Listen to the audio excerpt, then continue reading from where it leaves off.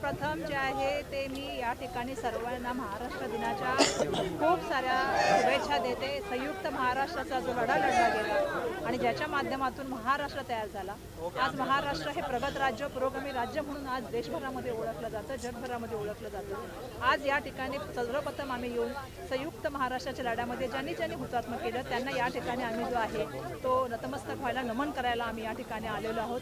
त्यांच्या हुतात्म्याला आम्ही या ठिकाणी जे आहे ते सलाम करायला आलेलो आहोत। आणि ज्यांनी ज्यांनी या संघर्षामध्ये मग तत्कालीन कवी असतील, लेखक असतील, साहित्यकार असतील, शाहीर असतील किंवा विविध मंडळींनी या संयुक्त लढ्यामध्ये जो संघर्ष केला, या लढ्यामध्ये भाग घेतला आणि ज्याच्या माध्यमातून महाराष्ट्र हा संयुक्त महाराष्ट्र निर्माण झाला, ज्याचा मंगल कलश जो आहे ते आपले पहिले मुख्यमंत्री यशवंतराव चव्हाण साहेबांनी आणला, हे आपल्याला विसरता कामा नये। आणि म्हणून ह्या महाराष्ट्राची अलौकिक अशी वेगळी परंपरा आहे, वैभवशाली इतिहास आहे आणि म्हणून महाराष्ट्र दिनाच्या सर्वप्रथम सगळ्यांना खूप साऱ्या शुभेच्छा देते। दुसरा आज कामगार दिवस आहे आणि कामगार आपण असं म्हणतो की शेष नागाच्या पूर्वी म्हटलं जायचं की नागाच्या मस्तकावरती पृथ्वी आहे, परंतु नंतरच्या काळात असं ज्यावेळी अण्णाभाऊ साठे साहेब जे होते साहित्यरत्न, त्यांनी असं वर्णन केलं की ही शेष नागाच्या माथ्यावरती नसून ती कामगाराच्या तळ हातावरती त्या ठिकाणी आहे। आणि मला सांगायला पाहिजे त्याच्यामध्ये एक हात पुरुषाचा एक हात स्त्रियाचा आहे। आज कामगार संदर्भामध्ये मोठ्या प्रमाणामध्ये आपल्याला लक्ष देण्याची आवश्यकता आहे। आज कामगार कायदे त्या ठिकाणी वेगळ्या वेगळ्या पद्धतीने जे आहे ते छेडण्याचं काम चाललेलं आहे। आता गिगी वर्क आहे, मोठ्या प्रमाणामध्ये इतर वर्क त्या ठिकाणी आलेलं आहे। आज आपण बघतो की इमारतीचं काम करणारा असेल किंवा शेतामध्ये काम करणारा शेतमजूर असेल, हे विविध त्या ठिकाणी जे आहे ते कामगार जे आहेत ते काम करत असतात, त्यांना सुद्धा मी या ठिकाणी मनापासून खूप साऱ्या शुभेच्छा देते। आणि आज सगळ्या बांधवांना मी जे आहे ते, आज बौद्ध पौर्णिमा आहे, मी पौर्णिमेच्या पण खूप साऱ्या शुभेच्छा देते की जेणेकरून आता दीपभाव सांगितलेला आहे, आपल्या आतमध्ये दीप त्या ठिकाणी मिळवण्याचं काम करा, ज्ञानाला संपादन करा, समतावादी बुद्धिवादी व्हा, शिक्षण घ्या, ही भूमिका त्यावेळी तथागत गौतम बुद्धांनी सांगितली आणि ज्ञान संपादन करणारा धम्म त्याने आम्हाला दिला। त्याबद्दल मी या ठिकाणी त्या बौद्ध सगळ्या जितिकपाचे बांधव आहे, सगळ्या महाराष्ट्रातल्या जनतेला मी आज महाराष्ट्र दिन, कामगार दिन आणि जसं मी सांगितलं की बौद्ध पौर्णिमेच्या निमित्ताने खूप साऱ्या शुभेच्छा देते। मला असं वाटतं की हा जो संगम झालेला आहे हा खूप अनन्यसाधारण संगम आहे, त्याच्या माध्यमातून आज या सगळ्या जनतेला या ठिकाणी यासाठी, आणि आम्ही सकाळीच आता आलो, जय जय महाराष्ट्राचं गीत आहे ते त्या ठिकाणी आम्ही गायलं आणि त्याच्या माध्यमातून एक स्फूर्ती घेऊन आम्ही जे आहे ते दुर्दैवाने आता बघतोय आपण महाराष्ट्रामध्ये छत्रपती इथे जे राजे छत्रपती शिवाजी महाराज असतील यांच्याबद्दल जे बोललं जात आहे, दुर्दैवाने महाराष्ट्राच्या महापुरुषांबद्दल ज्या स्टेटमेंट केल्या जातात, मग माजी महामहिम राज्यपाल असतील किंवा कोरटकर असतील किंवा सोलापूरकर असतील किंवा आता मधल्या काळामध्ये बघितलं आपण धीरेंद्र शास्त्री असतील किंवा मंगळप्रभात लोढा असतील, आणि ही जी परंपरा नवीन मनुवादाची सुरू झालेली, मनुस्मृतीची सुरू झाली आहे, ती थांबली गेली पाहिजे। हा महाराष्ट्र शाहिरांचा, संतांचा, महापुरुषांचा हा वेगळा महाराष्ट्र आहे। त्यामुळे आज या निमित्ताने मी या विषयाला सुद्धा बोलू इच्छिते। आता मुंबईमध्ये अनेक जण मराठी बोलत नाही, त्यावरून वाद आपल्याला पाहायला मिळाला आणि याच वादावरून अनेक राजकीय पक्ष आहेत भूमिका व्यक्त करतात।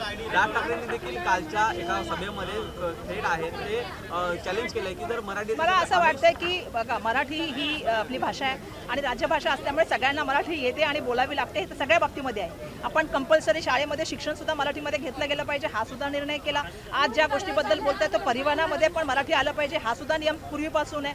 मला वाटतं मराठी भाषा हा ज्यावेळेला वाद निर्माण का केला जातो, ज्यावेळेला आपल्याला इतर विषयावरती, आज तुम्हाला सांगा छत्रपती शिवाजी महाराजांवरती एवढं बोललं गेलं, छत्रपती शिवाजी महाराजांचा अरबी समुद्रात झालेला नाही अजूनपर्यंत, आपल्याला पुतळ्याच्या बद्दल आम्ही बोललो, मालवणचा स्टॅच्यू ज्यावेळी तुटला त्यावेळी काही लोकांचं रक्त नाही तापलं, त्यावेळी आमदार संजय गायकवाडांना नाही आलं। माझं म्हणणं आहे की काही लोकांनी जे आहे ना महाराष्ट्रामध्ये होणाऱ्या भ्रष्टाचाराबद्दल बोलावं, काही लोकांनी महाराष्ट्राबद्दल जे आहे ना सातत्याने होणारा हा जो जाती धार्मिक वाद निर्माण करण्याचा प्रयत्न केला जातो, छत्रपती शिवाजी महाराज हे कुठल्या एका जातीपुरते मर्यादित नाही, भारतरत्न डॉक्टर बाबासाहेब आंबेडकर कुठल्या एका जातीपुरते मर्यादित नाहीत, तथागत गौतम बुद्ध हे कुठल्या एका जातीपुरते मर्यादित नाहीत, ही महापुरुष आहेत आणि ह्यांनी ह्या देशाला, ह्या राज्याला एक वेगळं इतिहास देण्याचं काम केलेलं आहे। मला असं वाटतं की हा वाद निर्माण करण्यापेक्षा सगळ्यांना आता मराठी भाषा आली पाहिजे, या संदर्भामध्ये ऑलरेडी निर्णय झालेत, निर्णयाची अंमलबजावणी करा, चर्चा कशाला करता? एक महत्त्वाचा प्रश्न आहे, मिसिंग लिंकचं आज उद्घाटन आहे, लोकार्पण आहे, मात्र असं असताना नियोजनाचा तिथे धज्जा उडावलेला पाहायला मिळतोय। सुप्रिया ताई स्वतः अडकल्यात,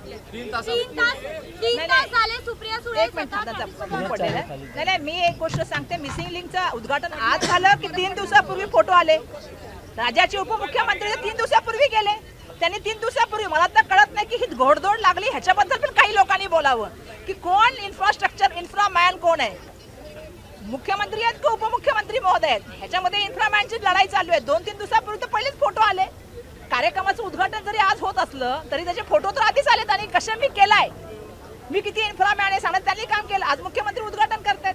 नियोजन बघा, खूप वेळा आपण बघितलं कोस्टल रोडचं पण त्या ठिकाणी उद्घाटन झालं. नंतर त्याच्यावर क्रॅक पडले. अजून सुद्धा कोस्टल रोडवर BST सुरू झाले नाही. किती वर्ष होऊन झाले. आज आपण बघितलं असेल अटल सेतू झाला. त्याच्या बाबतीत काय झालं. नियोजन शून्य कारभार करायचं, पटापट उद्घाटन करायची ही त्यांची भूमिका आहे. आणि मला सध्या माहिती आहे की सगळं राजकारणापुरतंच चालू आहे. पण सुप्रिया सुळेंचा आज कार्यक्रम होता पण ते पोहोचू शकले 3 तास त्यांना एकाच ठिकाणी. नाही, दुर्दैवाची गोष्ट आहे की स्थानिक खासदारांना त्या ठिकाणी बोलवलं जाईल, बोलून त्यांना त्या ठिकाणी आयोजन करण्यात आलं. असं होतं की त्यांना यायला पाहिजे होतं आणि त्यांचा त्या ठिकाणी योग्य सन्मान व्हायला पाहिजे होता. मला असं वाटतं महिला रिझर्वेशनच्या बाबतीत बोलणार आणि महिला संसदेतल्या खासदारांचा पण सन्मान तेवढाच ठेवावा. जेव्हा संसदेमध्ये खासदारांचा अपमान होतो त्या अधिकारावर कारवाई होत नाही. संसदेच्या सांसदला त्या ठिकाणी बसायला तुम्ही पोचू देत नाही, कार्यक्रमाचं नियोजन केलं जात नाही. अशा तऱ्हेने होणं हे सगळ्यात मोठं चुकी आहे. मला या ठिकाणी सांगायला पाहिजे की खरंच महिलांचा सन्मान करणारं सरकार कोण असेल.